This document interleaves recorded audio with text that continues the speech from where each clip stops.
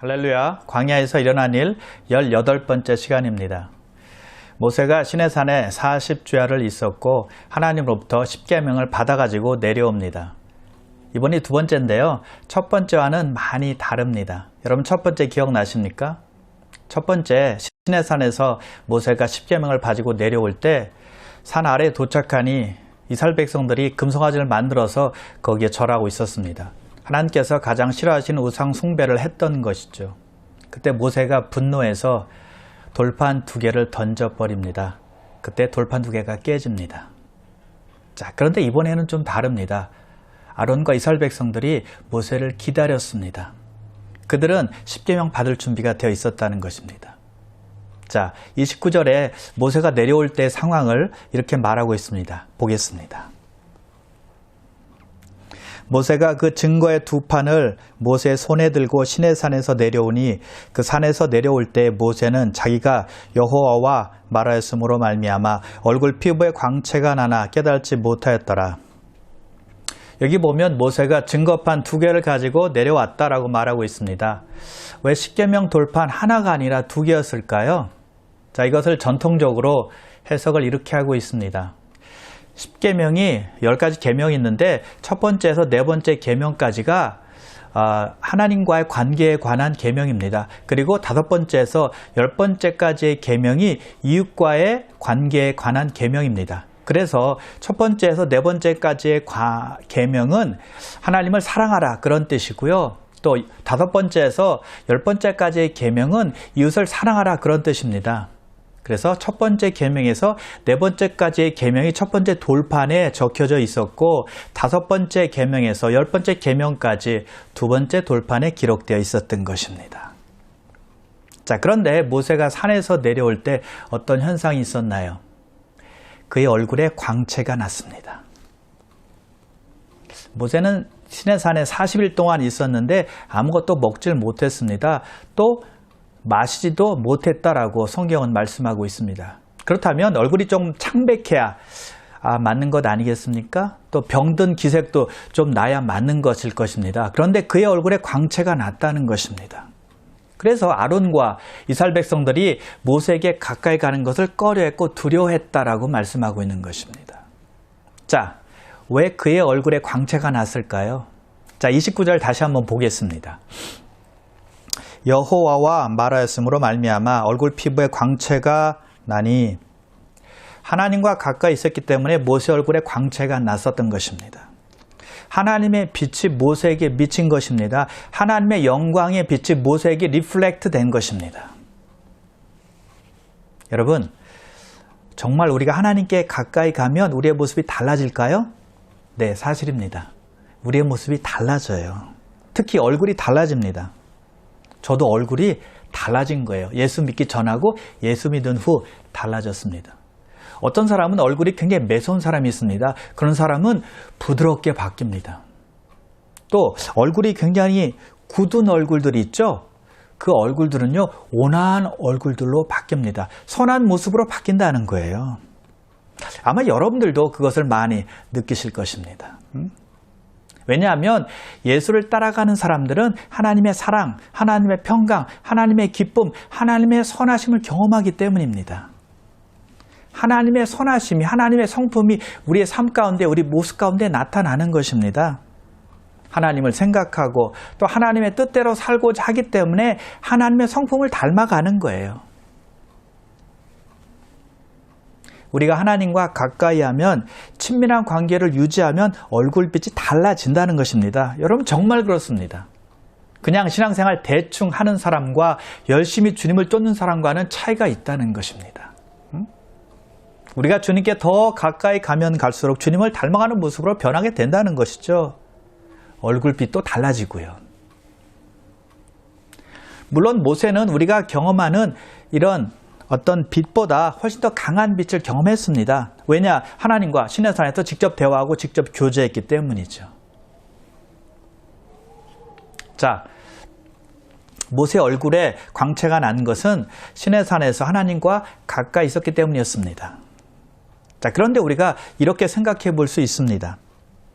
모세가 처음 십계명을 받으러 시내산에 올라갔다가 내려왔을 때 그의 얼굴에 광채 없었습니다. 그리고 두 번째 십계명을 받으러 시내산에 올라가기 전에 모세가 하나님께 간구한 것이 있었습니다. 하나님의 영광을 내게 보여주소서 이렇게 간구했죠. 우리가 지지난 시간에 배운 것이었습니다. 그러자 하나님께서 모세를 반석 틈 사이에 두시고 모세 앞을 지나가십니다. 그러면서 그의 영광을 모세에게 보여주셨어요. 그때 모세가 하나님의 영광을 보게 되었다는 것입니다. 그때부터 모세의 얼굴은 하나님의 빛에 반사된 영광으로 빛이 났습니다. 그리고 시내산에서 하나님과 함께 있었고 그리고 그 얼굴빛이 산에서 내려올 때까지 계속 이어졌다라고 볼 수 있다는 것이죠. 우리가 예수 믿고 구원받는 것은 동일합니다. 구원받고 천국 가는 것은 똑같다는 것입니다. 그런데 구원받은 후의 삶은 다 다릅니다. 천차만별이라는 거예요. 모세처럼 하나님의 영광을 구해서 하나님의 영광 가운데 사는 사람이 있는가 하면 영적인 욕심은 전혀 없이 예수 믿기 전이나 예수 믿은 후에 삶이 똑같은 사람도 있다는 것입니다. 어떤 사람은 매일매일 성경을 읽습니다. 그래서 최소한 1년에 1독 이상씩을 합니다. 매일매일 성경을 읽고 하나님의 말씀을 묵상하는 사람이 있는가 하면 어떤 사람은 성경 한번 제대로 읽어보지 못한 사람도 있습니다. 이렇게 차이가 난다는 것입니다. 큐티가 무엇인지도 몰라요. 어떤 사람은 시간을 정해서 교회를 위해서, 나라를 위해서, 목회자를 위해서, 성도를 위해서 또 하나님의 나라와 뜻이 이 땅이 이루어지도록 간절히 기도하는 사람이 있는가 하면 밥 먹을 때 딱 한 번 기도하는 그런 분들도 있어요.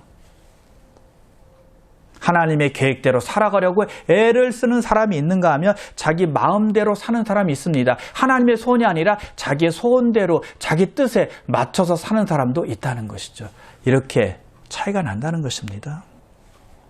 그런데 모세는 하나님의 영광을 위해서 간구했다는 것입니다. 자기의 영광이 아니었습니다. 자기의 욕심이 아니었습니다. 하나님의 영광을 구했다는 것이죠. 그때 하나님의 영광의 광채가 그에게 오랫동안 임하게 되었던 것입니다. 모세처럼 우리가 어떤 하나님의 영광을 구해서 얼굴에 하나님의 광채가 비추지 않을지라도 하나님과 함께하고 싶은 마음, 하나님을 따르고 싶은 마음을 사모하는 마음은 우리 모두에게 다 있어야 된다는 것이죠. 여러분, 경건에 대한 노력이 신앙의 질을 좌우하는 것입니다. 그래서 경건의 모양만 있는 것이 아니라 경건의 능력이 우리 삶 속에서 나타나야 한다는 것이죠. 험한 세상에서 승리하고 또 세상에 이끌려가지 않으려면 말씀과 기도는 필수라는 것입니다. 이것을 벗어나서는 빛 대신 주님 안에서 절대 살아갈 수 없는 것입니다. 성령 안에서 경건의 노력을 계속 기울일 때 주님의 영광 가운데, 주님의 은혜 가운데 살아갈 수 있다는 것이죠. 자, 그런데 29절에 보니까 모세 자신은 정작 자신의 얼굴에서 빛이 나는 것을 깨닫지 못했다라고 말씀하고 있습니다. 왜 자신의 얼굴에서 광채가 나는 것을 모세는 깨닫지 못했을까요? 모세는 시내산에서 하나님과 함께 있었습니다. 하나님의 영광스러운 광채 앞에 있으니 당연히 자기 얼굴에 광채는 느끼지 못했을 것입니다. 하나님의 빛이 너무나 크기 때문에 자기 얼굴에 빛은 있으나 마나한 것이었다는 것이죠. 하나님의 빛에 비하면 자기가 가지고 있는 빛은 아주 미미했기 때문이었습니다. 그래서 자기 얼굴의 광채를 깨달지 못했던 것입니다. 그래서 여러분, 우리는 늘 하나님의 영광에 우리를 비춰 보아야만 합니다. 그러면 내가 얼마나 약한 사람인지, 얼마나 미약한 사람인지, 얼마나 힘이 없는 사람인지, 얼마나 무능한 사람인지, 얼마나 보잘것없는 사람인지 깨닫게 된다는 것입니다. 그러면 겸손해질 수밖에 없다는 것이죠. 그러면 낮아질 수밖에 없다는 것입니다. 그럼 사랑하는 귀한 성도 여러분, 하나님의 영광을 바라보시고 우리의 나약함을 그대로 고백하면서 하나님을 의지하며 살아가시기를 주님의 이름으로 축원합니다.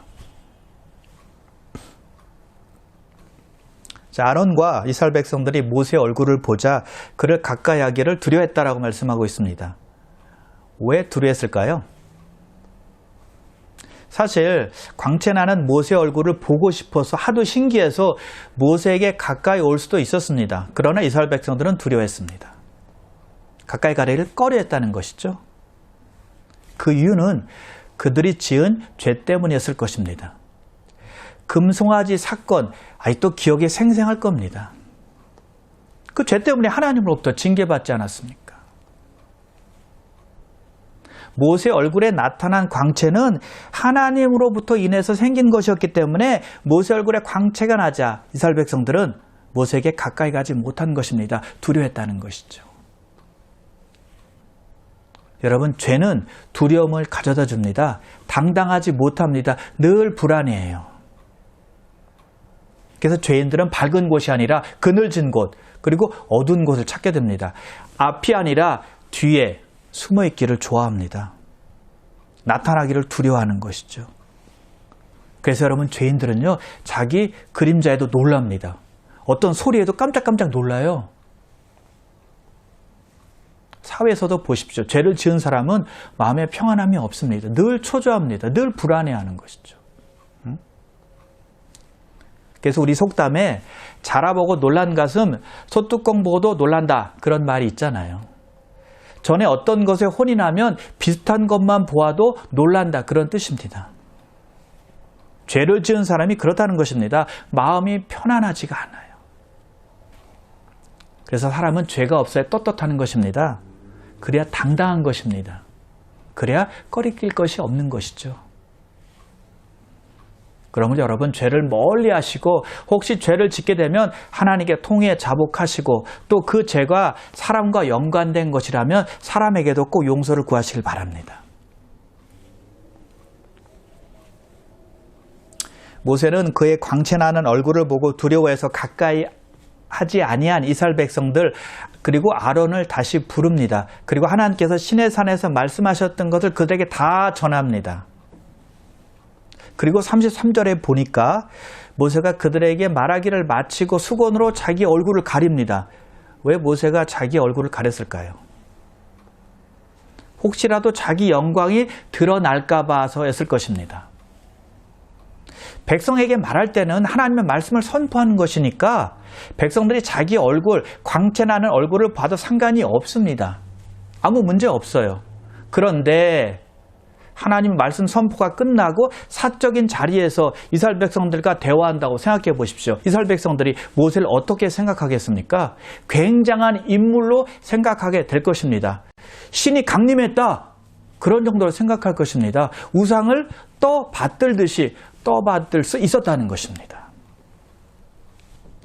그래서 모세는 수건으로 자기의 영광을 가린 것입니다. 자기의 얼굴의 광채를 그래서 가린 것이죠.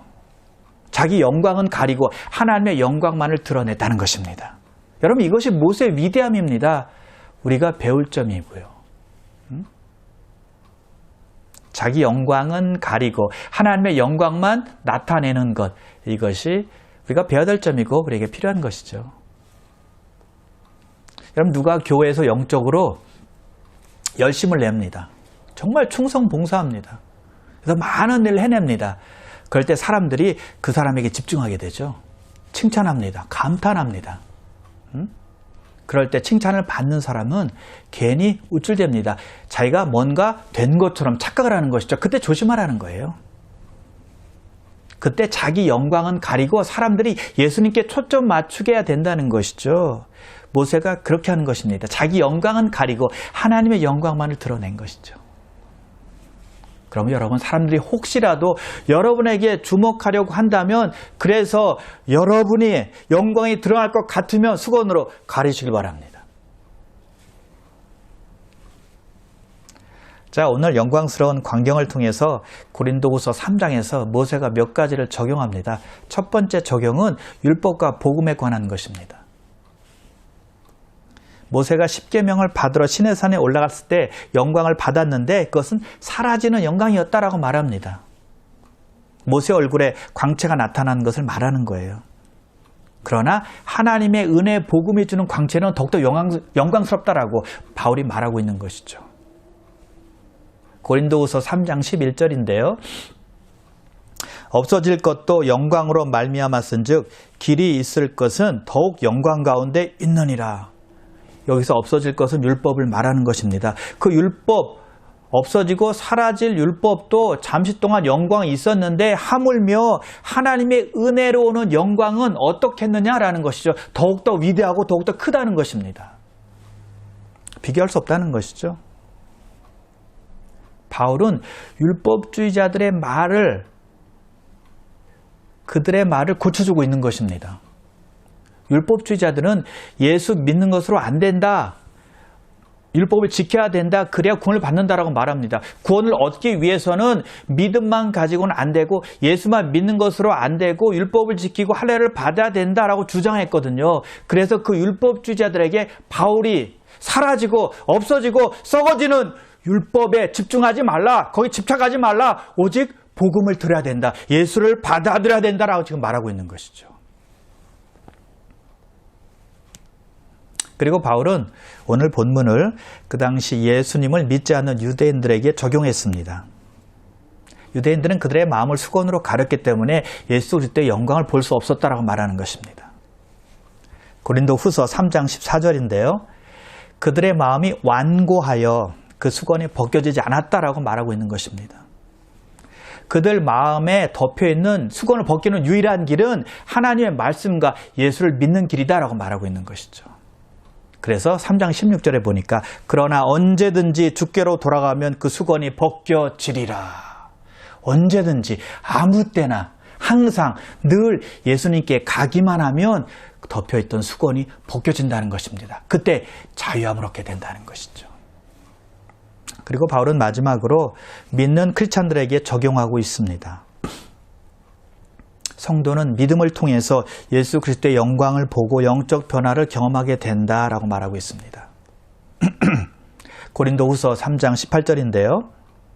우리가 다 수건을 벗은 얼굴로 거울을 보는 것 같이 주의 영광을 보매 그와 같은 형상으로 변화하여 영광에서 영광에 이르니 곧 주의 영으로 말미암음이니라. 모세가 수건을 벗고 하나님의 영광을 본 것처럼 우리도 수건 벗은 얼굴을 가지고 거울을 보는 것처럼 하나님의 영광을 보게 된다라고 말하고 있는 것입니다. 자, 그런데 차이가 있습니다. 모세는 피지컬리 하나님께 가까이 가서 하나님의 영광을 보았지만 우리는 믿음으로 하나님의 영광을 보는 것입니다. 그리고 주의 영으로 말미암아 주의 영광을 보는 것이죠. 바울은 우리가 주의 영광을 보매 그와 같은 형상으로 변화한다라고 말씀하고 있습니다. 우리가 주의 영광을 보며 주님을 닮아가게 된다는 것입니다. 자, 어떻게 하면 우리가 주님의 영광을 보면서 주님을 닮아갈 수 있을까요? 주님의 성품을 바라보고 주님의 성품을 사모하고 배울 때 가능합니다. 여러분, 이것이 우리가 성경을 읽고 묵상해야 되는 이유입니다. 왜요? 성경 안에서 우리는 하나님의 아들 예수 그리스도를 발견할 수 있기 때문입니다. 그의 행적을 볼 수 있기 때문입니다. 그의 말씀을 볼 수 있기 때문이죠. 그것을 우리 삶 속에 적용하는 것입니다. 그럴 때 우리가 주님을 닮아갈 수 있는 것입니다. 그럴 때 하나님의 영으로 말미암아 하나님의 형상으로 변화된다는 것입니다. 그러므로 사랑하는 귀한 성도 여러분, 모세가 하나님께 가까이 갔을 때 얼굴이 광채로 빛이 났던 것처럼 우리도 말씀에 점점 가까이 가서 주의 영으로 말미암아 믿음의 광채를 많이 내시고 하나님의 영광 가운데 살아가시기를 주님의 이름으로 축원합니다. 기도하겠습니다. 하나님 아버지, 오늘 모세가 십계명을 받아가지고 내려올 때 그 얼굴에 광채가 있었다고 그랬습니다. 하나님께 가까이 갔을 때 그에게 광채가 있었다는 것입니다. 하나님, 우리도 늘 주님께 가까이 가게 하여 주시옵소서. 그것은 하나님의 말씀으로 기도로 주님께 가까이 가야 될 줄 믿습니다. 그래서 성령으로 우리가 변화되고 성장하고 하나님의 영광 가운데 믿음의 광채를 내며 살아가는 귀한 성도님들 다 될 수 있도록 인도하시고 축복하여 주시옵소서. 감사드리오며 예수님의 이름으로 기도드리옵나이다. 아멘.